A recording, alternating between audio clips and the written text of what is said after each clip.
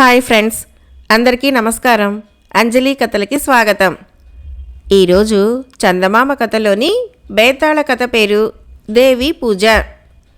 విసుగు చెందని విక్రమార్కుడు చెట్టు వద్దకు తిరిగి వెళ్ళి చెట్టుపై నుంచి శవాన్ని దించి భుజాన వేసుకుని ఎప్పటిలాగే మౌనంగా శ్మశానం కేసి నడవసాగాడు. అప్పుడు శవంలోని బేతాళుడు, రాజా, ఈ అపరాత్రి వేళ నువ్వు పడే పాట్లు చూస్తుంటే వెనకటికి హంసపాదుడు అనే రాజు మల్లెపూల కోసం పడిన శ్రమ జ్ఞాపకం వస్తున్నది. శ్రమ తెలియకుండా నీకు ఆ కథ చెబుతాను విను అంటూ ఈ విధంగా చెప్పసాగాడు. కుంజరావతి అనే నగరంలో హంసపాదుడు అనే రాజు ఉండేవాడు. ఆయనకు భద్రపాలుడనే కుమారుడు ఉండేవాడు.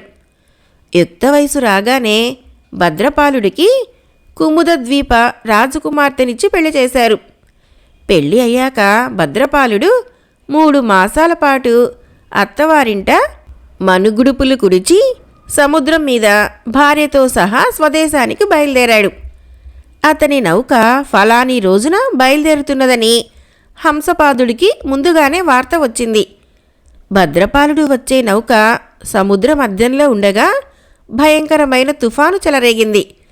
సముద్రం మీదుగా కుంజరావతి నగరాన్ని తాకిన ప్రళయ మారుతానికి నగరంలోని మహావృక్షాలు పడిపోయాయి. ఇళ్ళు కూలిపోయాయి. కొన్ని ఇళ్ల కప్పులు ఎగిరిపోయాయి. సముద్రజలం కొద్ది గడియల పాటు నగరంలోకి కూడా ప్రవహించింది.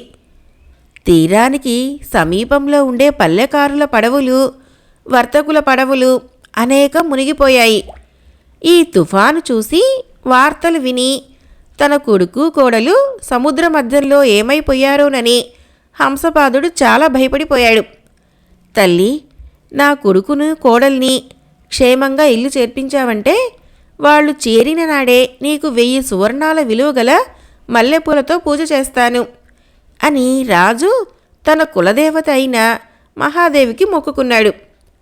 2 రోజులు విజృంభించిన తుఫాను 3వ నాటికి నిలిచిపోయింది. 4వ నాడు రాజుకు శుభవార్త అందింది. ఆయన కొడుకు కోడలు ఎక్కిన ఓడ తుఫాను వాత పడలేదు. ఓడ సరంగు చాలా సమర్థుడు. తుఫాను రాబోతున్న లక్షణాలు ముందుగానే గ్రహించి ఓడను ఒక చిన్న లంకకు చేర్చాడు. తుఫాను నిలిచిపోగానే ఓడ తిరిగి బయలుదేరింది. ఈ శుభవార్త అందిన కొద్ది గంటలకే భద్రపాలుడు భార్యతో సహా ఇల్లు చేరాడు. దేవి నా మొర ఆలకించింది. ఇవాళే నేను ఆ తల్లికి 1000 సువర్ణాల విలువగల మల్లెపూలతో పూజ చేస్తాను అని రాజు మల్లెపూలు దొరికిన చోటనల్లా పట్టుకురమ్మని తన భటుల్ని పంపి తాను మహాదేవి ఆలయంలో కూర్చున్నాడు. మధ్యాహ్నమనగా మల్లెపూల కోసం బయలుదేరి వెళ్ళిన భటులు సాయంకాలానికి గాని తిరిగి రాలేదు. ఆ రావటం కూడా వట్టి చేతులతోనే వచ్చారు. ఎక్కడా ఒక్క పువ్వు దొరకలేదు. మల్లెపువ్వే కాదు, ఏ పువ్వు లేదు. తుఫాను పూల తోటలన్నింటినీ ధ్వంసం చేసేసింది. ఈ సమాచారం అంతా విన్న మంత్రికి ఏం చెయ్యాలో తోచలేదు. ఆయన ఆలయంలో ఉన్న రాజు వద్దకు వెళ్ళి, మహారాజా, మహాదేవి పూజ మరొక రోజు పెట్టుకోండి. ఇవాళ ఎక్కడా ఒక్క పువ్వైనా దొరకదు. మన మనుషులు తోటలన్నీ తిరిగి పడిపోయిన పూల మొక్కలను స్వయంగా చూసి వచ్చారు అన్నాడు. అబ్బాయి తిరిగి వచ్చిన నాడే దేవికి మల్లెపూలతో పూజ చేస్తానని మొక్కుకున్నాను. పూలు దొరికిందాకా ఇక్కడి నుంచి కదలను అన్నాడు రాజు. పూలమ్మేవాళ్ళు ఆ సమయానికి దేవాలయం దగ్గరికే వస్తారు. ఆలయం గోడ పక్కగా వరుసలో కూర్చుంటారు. దారి తప్పి ఎవరైనా వస్తారేమో చూద్దామని మంత్రి ఆలయం బయటికి వచ్చాడు. గోడ వెంబడి ఎవరూ లేరు. పూలు లేని మాట నిజమేనని మంత్రి అనుకుంటూ ఉండగా ఒక ఆడ మనిషి చిన్న బుట్టతో వచ్చి దేవాలయ ద్వారం సమీపంలో కూర్చున్నది. మంత్రి ఆశగా ఆమెను సమీపించి, అమ్మీ, మల్లెపూలు కావాలి, ఉన్నాయా అని అడిగాడు. ఇవే ఉన్నాయి బాబూ అంటూ ఆ మనిషి బుట్టలో ఉన్న 2 గుప్పిళ్ల పూలు చూపించింది. ఇంతేనా? ఇవి చాలవే, మాకు 1000 సువర్ణాల పూలు కావాలి అన్నాడు మంత్రి. 1000 సువర్ణాలైనా 1,00,000 సువర్ణాలైనా నా దగ్గర అమ్మటానికి ఉన్న పువ్వులివే, ఇష్టమైతే కొనండి అన్నది ఆ మనిషి. మంత్రి ఆలయంలోకి వెళ్ళి రాజుతో ఆ పూల మనిషి అన్నమాట చెప్పాడు. రాజు తలలో ఒక భావం మెరుపులాగా మెరిసింది. మంత్రి, దేవి అనుగ్రహించింది. ఆ మనిషి ఇచ్చే పూలనే 1000 సువర్ణాలిచ్చి కొనేసెయ్యి అన్నాడు. మంత్రి 1000 సువర్ణాలిచ్చి పూలు కొని రాజు వద్దకు తిరిగి వచ్చాడు. పూజారి వచ్చి రాజుగారి పేర మల్లెపూలతో మహాదేవిని పూజ చేయబోతూ ఉండగా పూలమ్మిన మనిషి కూడా ఆలయంలోకి వచ్చి మరి 2 గుప్పిళ్ల మల్లెపూలు పూజారికిచ్చి ఇవి కూడా అమ్మవారికి పూజ చెయ్యి అన్నది. ఇది చూసిన మంత్రికి పట్టరాని కోపం వచ్చింది. దుర్మార్గురాల, నా దగ్గర 1000 సువర్ణాలు తీసుకొని 2 గుప్పిళ్ల పూలిచ్చినా నేను ఒప్పుకున్నాను. కానీ ఇంకో 2 గుప్పిళ్ళు నీ దగ్గర దాచుకొని వాటిని కూడా ఎందుకిచ్చావు కావు? నీ వంటి పాపాత్మురాల్ని ఏం చేసినా పాపం లేదు అన్నాడు. అమ్మకానికి నా దగ్గర 2 గుప్పిళ్లే ఉన్నాయని మొదటే చెప్పాను. వాటికి 1000 సువర్ణాలు ఇయ్యమని నేను తమన్ని అడిగానా? తమరే ఇచ్చారు. నా దగ్గర మిగిలి ఉన్న 2 గుప్పిళ్ళు అమ్మేవి కావు. అవి దేవికి నేను పూజ చేసేవి. నా దగ్గర 2 తట్టల పూలున్న ఒక తట్టే అమ్ముతాను. 2వ తట్ట దేవి పూజకే. నా దగ్గర 2 పూలుంటే తమరికి ఒకటే అమ్మి ఉండేదాన్ని. ఇందులో మోసం ఏదీ లేదు అన్నది పూల మనిషి. ఆ మాట నిజమే. ఆమె భర్తకు పూల తోట ఉండేది. అందులో ఎన్ని పూలు కోసినా సగం మాత్రమే అమ్మి మిగతా సగం దేవికి పూజ చేసేది. పూలన్నీ అమ్మి డబ్బులు ఇంటికి పట్టుకురాక తమ ఇల్లు గుల్ల చేస్తున్నదని ఆమె భర్త, అత్తగారు ఇంటి నుంచి వెళ్ళగొట్టేశారు. అప్పుడు ఆమె తన ముసలి తాత వద్దకు వెళ్ళి తాత వాళ్ల దొడ్డి నిండా పూల మొక్కలు నాటి వాటి పూలలో సగం అమ్మి సగం దేవికి పూజ చేసి తన సంపాదనతో తన పొట్ట పోషించుకుంటూ తాతను కూడా పోషిస్తున్నది. ఆమె రోజు పూలు తెచ్చి దేవికి పూజ చేయిస్తుందని తెలిసి కూడా పూజారి ఆమె మాటలకు ఆగ్రహించి, ఒళ్ళు తెలియకుండా మాట్లాడకు, వీరెవరనుకున్నావు? మహారాజుగారు. వారి దగ్గర 1000 సువర్ణాలు పుచ్చుకొని దగ్గరున్న పూలలో సగం దాచుకుంటావా? నీ వంటి పాపిష్టి దాని పూజ దేవి అంగీకరిస్తుందా? అంటూ పూల మనిషి ఇచ్చిన మల్లెపూలను రాజుగారి పూలతో కలిపేశాడు. వెంటనే రాజుగారి మల్లెపూలు కమిలి ఎర్రగా అయిపోయాయి. అది చూసి రాజుకు మతిపోయింది. పూజారి, ఆ మనిషి పువ్వులు ఆ మనిషిగా ఇచ్చేయి. మహాదేవికి నేనొకటి, ఆ మనిషి ఒకటినా అన్నాడు ఆయన. అర్చకుడు వణుకుతున్న చేతులతో వాడని పూలన్నీ వేరే తీసేశాడు.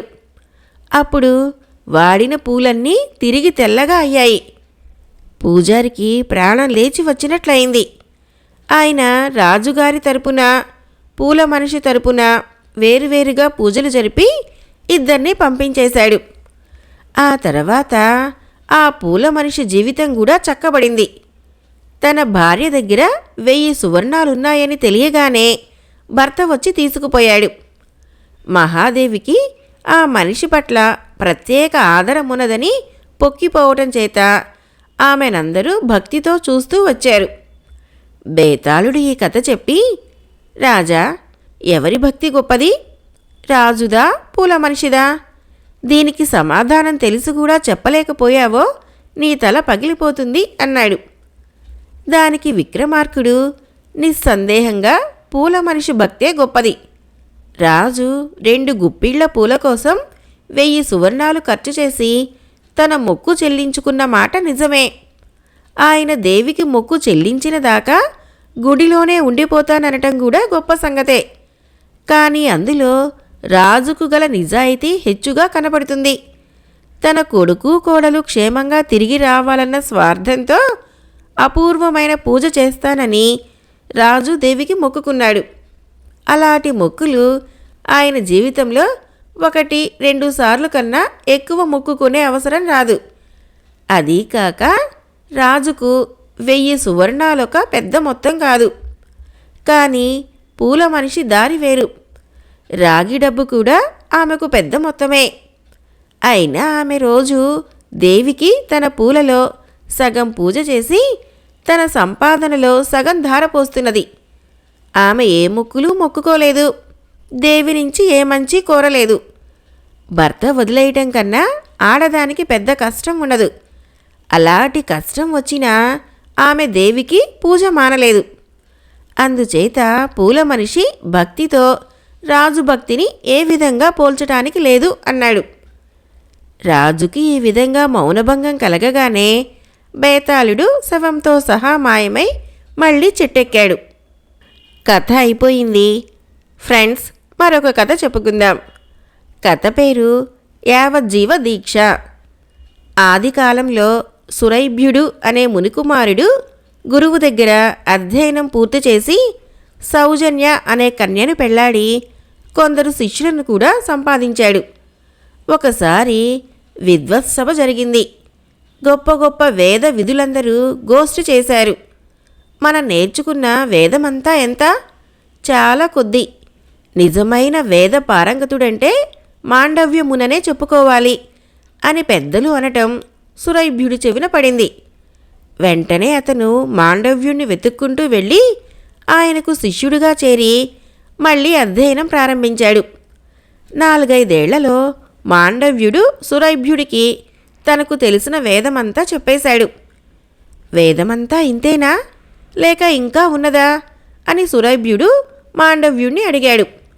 దానికి మాండవ్యుడు బ్రహ్మ నుంచి వెలువడిన వేదంలో 4 పిడికిళ్లే భూలోకానికి అందనిచ్చాడు దేవేంద్రుడు. అందులో 1 పిడికెడు నేను గ్రహించాను, మిగిలినవి భరద్వాజుడి వద్ద ఉన్నాయి అన్నాడు. ఇంకేం, సురైభ్యుడు భరద్వాజాశ్రమానికి పోయి ఆ మునికి శుశ్రూష చేసి ఆయనకు తెలిసిన వేదాలన్నీ నేర్చుకున్నాడు. అప్పటికి సురైభ్యుడికి తృప్తి కలగలేదు. ఇంకా వేదాధ్యయనం చేయాలంటే ఏమిటి ఉపాయం అని అతను భరద్వాజ మహామునిని అడిగాడు. భూలోకంలో అవతరించిన వేదమంతా అధ్యయనం చేశావు. ఇంకా వేదాధ్యయనం చేయగొరితే ఇంద్రుణ్ణి మెప్పించి అతని నుంచి పొందవలసిందే కాని మరొక మార్గం లేదు అన్నాడు భరద్వాజుడు. సురైభ్యుడు ఒక యోగ్యమైన ప్రదేశాన్ని చూసుకొని అక్కడ ఇంద్రుణ్ణి గురించి విద్యుక్తంగా తపస్సు చేయసాగాడు. అతని తపస్సు కొంతకాలం సాగాక ఇంద్రుడు మెచ్చి ప్రత్యక్షమై ఏమి వరం కోరతావని అడిగాడు. వేదాల సారం ముట్టాలన్న కోరికతో నీకోసం తపస్సు చేశాను. నీ వద్ద ఉండే వేదమంతా నాకు అనుగ్రహించు అన్నాడు సురైభ్యుడు. ఇంద్రుడు వేదాలని ఒక పెద్ద గుట్టలాగా అతని ముందు పడవేసి అంతర్ధానమైనాడు. సురైభ్యుడు ఒక్కొక్క పత్రమే తీసి పఠించసాగాడు. అతనిలా చదువుతూ ఉండగా అతని భార్య సౌజన్య అతని కోసం వెతుకుతూ వచ్చి అతనున్న చోటు చేరుకున్నది. ఎందుకు వచ్చావు? నేను నిన్ను పిలిపించలేదే అన్నాడు సురైభ్యుడు. మీ భార్యగా నా ధర్మం నిర్వహించడం నా విధి, అందుకని వచ్చాను అన్నదామె. నేనీ వేదాన్ని ముగించకుండా సంసార జీవితంలో అడుగుపెట్టను అన్నాడు సురైభ్యుడు. నిజానికి ఆమె రాక వల్ల అతని అధ్యయనం మరింత బాగా సాగింది.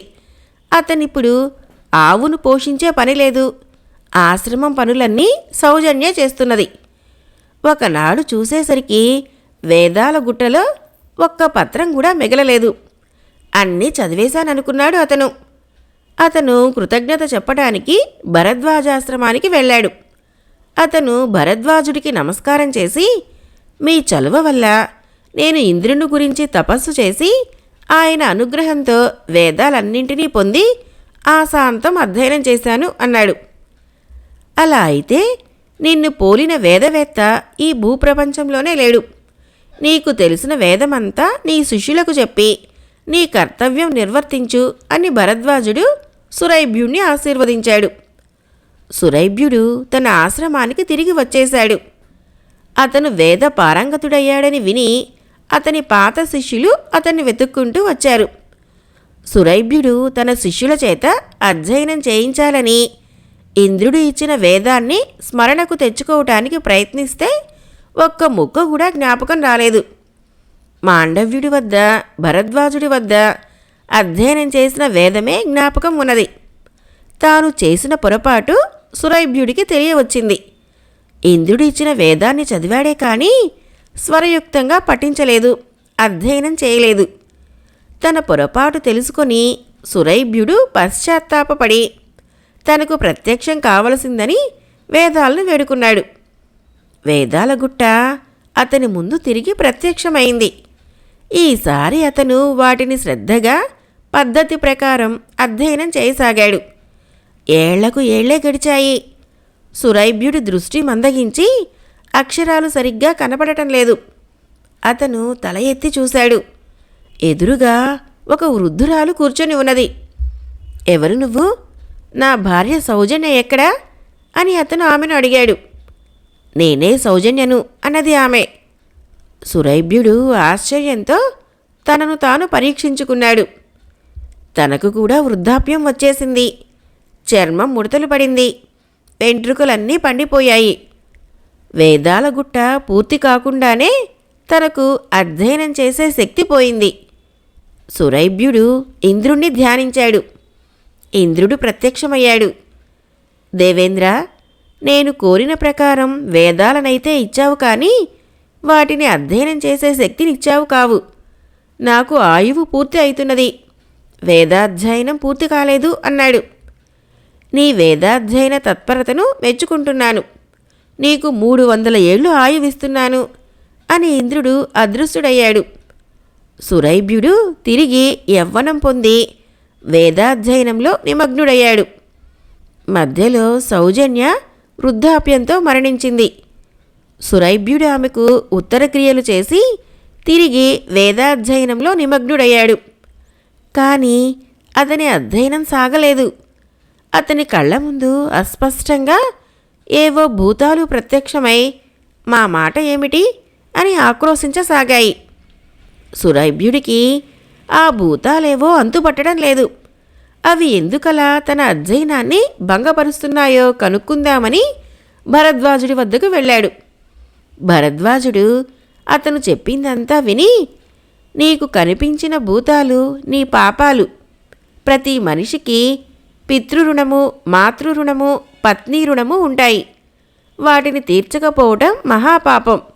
వేదాధ్యయనంలో మునిగిపోయి నువ్వు నీ కర్తవ్యాన్ని మరిచావు.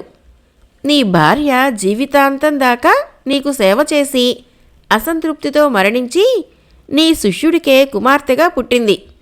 నువ్వు ఆమెను పెళ్లాడి బిడ్డల్ని కని అన్ని రుణాలు తీర్చుకో. వేదాలు అనంతమైనవి. ఇంద్రుడు అనంతమైన ఆయుష్ ఇచ్చినా నువ్వు వాటిని ముగించలేవు అని జ్ఞానోపదేశం చేశాడు. సురైభ్యుడు భరద్వాజుని ఉపదేశాన్ని అనుసరించి పెళ్లి చేసుకొని గృహస్థ ధర్మాలు నెరవేర్చి తరించాడు.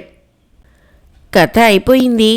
ఫ్రెండ్స్, నా కథలు నచ్చినట్లయితే మన ఛానల్ని తప్పకుండా సబ్స్క్రైబ్ చేయండి, లైక్ చేయండి, షేర్ చేయండి, మంచి కామెంట్ చేయండి. Thank you.